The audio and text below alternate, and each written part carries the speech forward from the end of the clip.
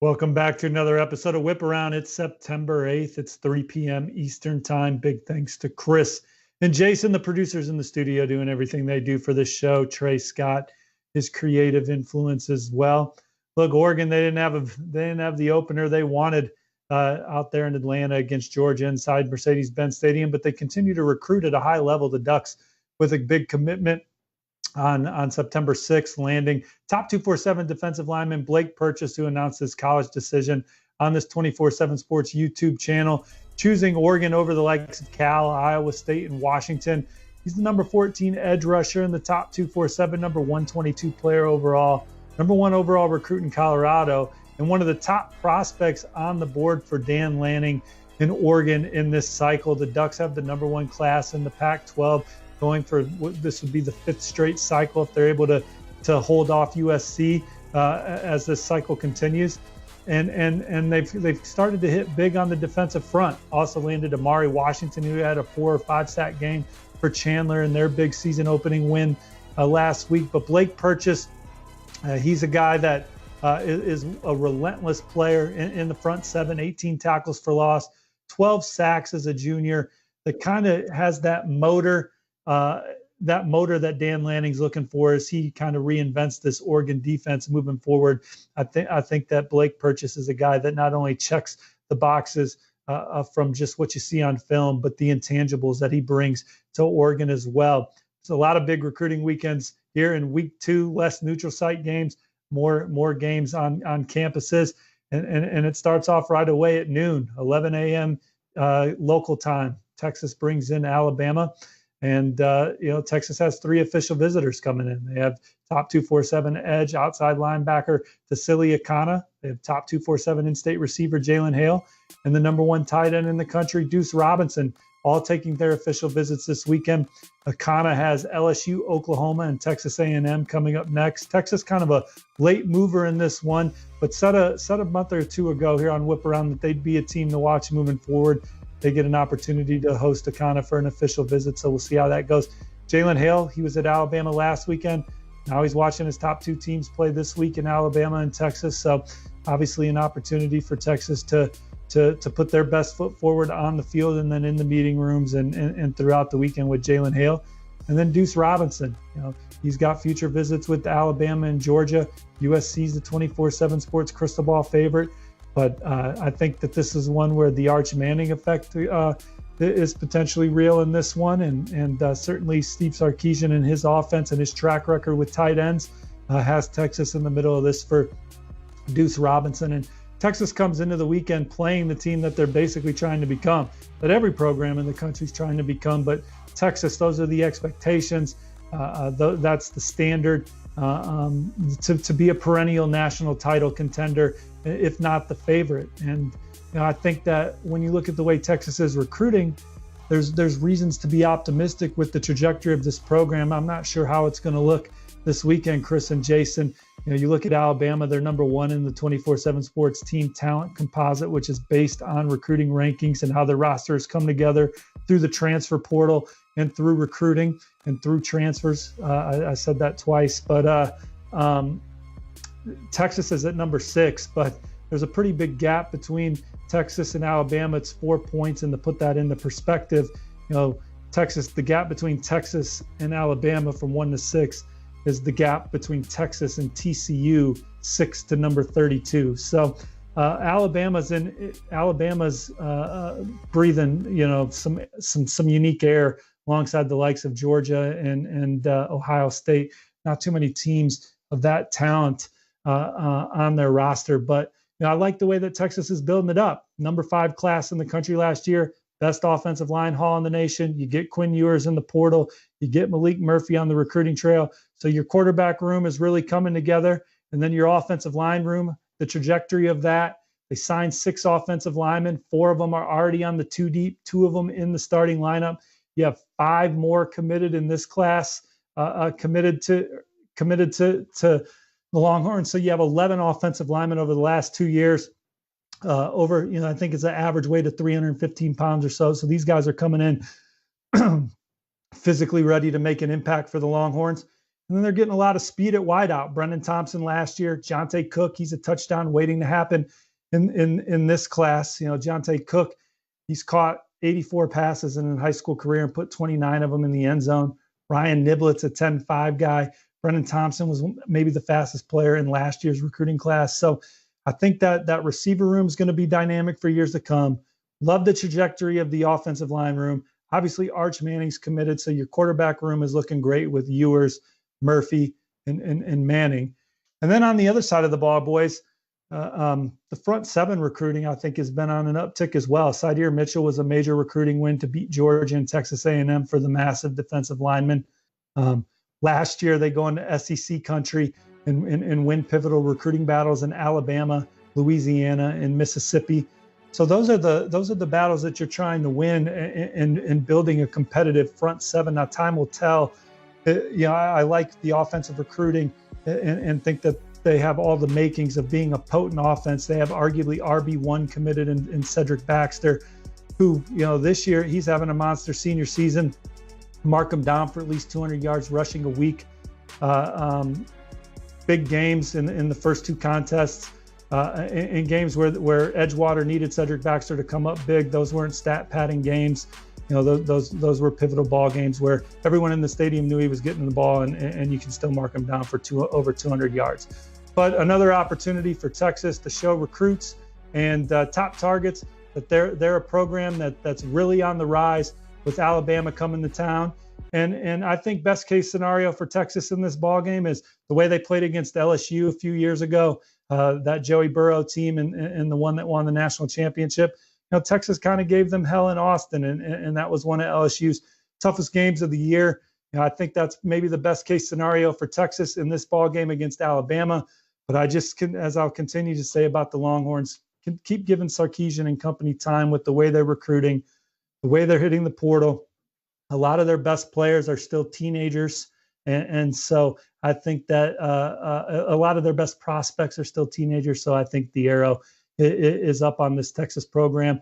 The arrow is also up on Oklahoma, guys. The Sooners have the number 5 recruiting class in the country right now. After signing the number 10 class last year, they have one official visitor. It's Jordan Renaud, top 247 defensive lineman from the Lone Star State. I like Alabama coming into this visit for Jordan Renaud, but Oklahoma is obviously the other program.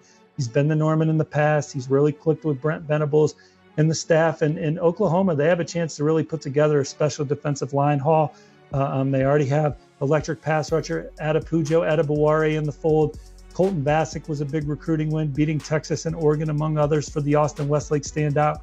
They beat Florida for Derek LeBlanc. You still have the number 1 overall defensive lineman out there, and David DJ Hicks, who's trending to Oklahoma right now. Jordan Renaud, big visit. If they can swing that one back in their favor, he's as quick and twitchy an interior defensive lineman as there is in the country. Would be a scary duo with him and Adepujo Adebaware for sure. And then you throw in David Hicks. That could be as good a defensive line haul as anybody in the country if Oklahoma is able to hit on their top remaining targets at the position. Pitt, they have Tennessee in a top 25 showdown inside Heinz Stadium this weekend, and they beat Tennessee in Knoxville last year. Won the ACC championship, played in the Peach Bowl, beat Clemson. A lot of momentum coming into this season. They have 2 5-stars on campus. They have 5-star receiver Hakeem Williams in the 2023 class, and 24/7 Sports Composite 5-star Ryan Wingo, the number 1 player at the position in the composite rankings in 2024. And with Hakeem, this is his 3rd visit to campus. I think the momentum's with Florida State. We've talked about that on the last 2 whip-arounds.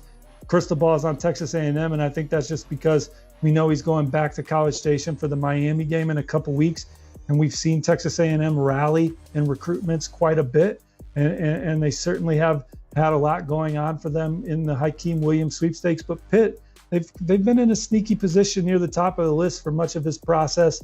The Taekwon Underwood's done a great job recruiting Hakeem Williams. He's also the point man for Ryan Wingo, so he's not afraid to go toe-to-toe with the big boys for the best of the best. And they'll bring Hakeem Williams back up there. And there's people around the Panthers program that feel like that's a promising one for them. So we'll see what happens, what Pitt's able to do against Tennessee.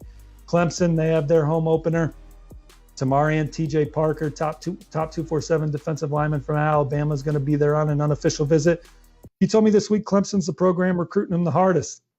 He also likes Tennessee. We'll get there a couple times more before he makes a final decision. Florida's in there. Penn State, where he was once committed, is in there. But Clemson seems to be in an interesting position for Parker going into this weekend's visit, with him saying that Dabo Swinney and company are recruiting him the hardest. Nebraska, looking to get back on track, won last week coming out of their Ireland loss to Northwestern. They have Georgia Southern this week. They're going to play that game in front of the number one player in the state, top 247 athlete Malachi Coleman. And my crystal ball is on Nebraska for Malachi Coleman, but it all kind of hinges on how Nebraska looks this year. Mickey Joseph has done a tremendous job with him. Malachi calls him a father figure, but he's also got a keen eye on Oklahoma, Oregon, Michigan, Georgia, Ole Miss, USC, the other contenders for the Lincoln East stand out. But Nebraska, if they can right this ship and play well the rest of the season, I like their chances with Malachi Coleman. And I know he's excited to see Coach Whipple's offense with his own eyes. Coach Whipple coming from Pitt and looking to get some more consistency out of Nebraska's offense. Michigan's got some key visitors for their night game against Hawaii. Top 247 defensive lineman Caden McDonald's taking an official visit. I know Florida's in there for him. Ohio State's scheduled for an official visit later in the fall. And Clemson's probably the program that I would give the edge to going into these visits. But Michigan, they're going to take their swing at the Peach State product and see what happens. And then five-star quarterback, we've talked about it on just about every Wiltfong Whiparound episode as of late. Jaden Davis taking his third visit to Ann Arbor since June. The number 2 quarterback in the 2024 class out of Charlotte Providence Day. Is obviously very high on Michigan. He was at Georgia's opener last week. I think he loves Georgia's offense. I think he loves the way Coach Monken calls plays and schemes everything. And Georgia was his first offer in 8th grade. He's a Peach State native. I think he likes the fit of Georgia's offense and the idea of playing on that big stage at Georgia week in and week out. But Michigan is certainly impressed with 2 visits in the summer. Now he wants to get back up, see what it's like inside the big house for a ball game, take in that atmosphere. His family and J.J. McCarthy's family have started to hit it off. J.J. McCarthy obviously making his first career start for the Maize and Blue on Saturday night. And he's had great conversations with Jim Harbaugh and knows what Coach Harbaugh is about with his track record as a quarterback and who he's coached in the NFL. But I think, this will be an opportunity for him to really get an in-person look at Michigan's offense and envision himself playing under center for the Maize and Blue. Those aren't the only 2 teams in it, though. He likes LSU. He likes North Carolina. He likes Clemson. He likes Penn State, to name a few others. Florida, they have the number 10 class in the country. We'll get to Georgia in a minute. Florida obviously had a massive recruiting weekend last weekend, and I think it'll pay dividends for them down the road with some of those guys that were in the stands as they were able to watch Florida knock off number 7 Utah. And now they have Kentucky coming in for the SEC opener. And I imagine it'll be another electric atmosphere for game 2 of the Billy Napier era. And top 247 offensive lineman Roderick Carney is expected back for a second straight week, committed to Florida State, but seems to be a heavy trend to Florida. We talked about that a little bit on Tuesday's episode. Haven't heard anything different. Safety Bryce Thornton's a guy that Florida's coveted the whole cycle. I have a crystal ball forecast in for Florida to ultimately land Bryce Thornton, so they're getting him up for the Kentucky game. He's an important target for them in the secondary. And then, of course, 5-star defensive lineman, the number 1 edge rusher in the top 247, Keon Keeley, makes his way back to campus. I think this is his second time visiting since he committed to Notre Dame, visited, decommitted. First time visiting Florida since decommitting, but second time since he had originally committed to Notre Dame and then visited Florida before that. Florida is certainly a program that he's admired for a long time. Had a great official visit to Ohio State last week. Spent a lot of great time with Larry Johnson. Now he gets to spend time with Coach Chaos and Coach Spencer, Coach Sean Chaos Spencer, and the Florida staff this week, and continue to get a better feel for the new direction of the Gators program. Alabama's the crystal ball favorite. He'll take an official visit there later this fall, and Florida still has their official visit in play for Keon Keeley following this weekend. So perhaps a lot of runway for the Gators in the Keon Keeley sweepstakes, but we'll see how this weekend goes. Now to Georgia. Now the Bulldogs have the number 3 class in the country, and I think maybe perhaps their top overall target on the board remaining, Sam Mpemba, the number 2 edge rusher in the 24/7 Sports Composite. He returns to Athens. I have a long-standing crystal ball forecast in favor of the Bulldogs for Mpemba, and I don't think anything's changed over the last couple months. I think that the Georgia staff has done a great job with him. Coach Chid, Coach Smart and company, he's really built a good rapport with and loves his potential fit in Athens. And I think, all other suitors are chasing Georgia for him. And this is another opportunity for him to kind of continue building on that love he already has for the defending national champs in Georgia. It's a priority for them around the football on the defensive side moving forward. When you look at who their other top targets are, David Hobbs, who was at Georgia's opener, he's going to come back for an official visit. Marcus Deal is one of the top defensive linemen in the state of Texas. He might be in Austin this weekend, but he'll be at Texas or Georgia later this month for an official visit after having a great summer trip. So around the line of scrimmage, still a priority for Georgia, and Sam Mpemba, no bigger fish on the board for Kirby Smart and company than him. Justin Brown's a receiver committed to Mississippi State that's expected this weekend. And Demetrius Bell's a receiver prospect from Nashville that they just offered yesterday, who's making a quick visit. I could see Georgia making a major move for him. And then another Georgia target, top 247 receiver Tyler Williams, visited Miami last weekend. All the intel that I'm hearing still favors Georgia for Tyler Williams as they try and close another top 3 recruiting class here in the Kirby Smart era. LSU's got the number 7 class in the country. Top 247 defensive lineman DJ Chester will return to Baton Rouge. Took his official visit in the summer. Wants to get a feel for the game atmosphere. He's really clicked with Brad Davis, the offensive line coach. I know there's a lot of confidence when you talk to people around Baton Rouge about LSU's position here, but I think that Michigan's done a good job. Florida State is in the middle of that one, among others. So LSU, in my opinion, could use another good visit here with DJ Chester. There's a lot of competition. He's not going to announce a college decision until January at the All-America Bowl. And guys, we'll end the show with Notre Dame. They have the number 4 recruiting class in the country. Jeremiah Love is one of their top remaining targets, top 247 running back athlete from St. Louis.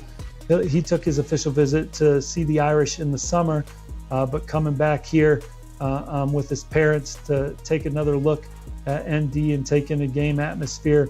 And my crystal ball is on Notre Dame coming into the visit. I know Texas A&M's been a program that's been in the middle of that one. I've also been told to keep an eye on Oregon. Michigan's a finalist, but I think Notre Dame is the one to beat, led by Dylan McCullough's efforts on the trail. But I hope you guys have a great weekend. I hope you guys get your crock pots out on Saturday and cook up something good and enjoy at least 3 games of football. And we'll come back here on Tuesday and talk about the biggest recruiting storylines from the weekend. Appreciate y'all.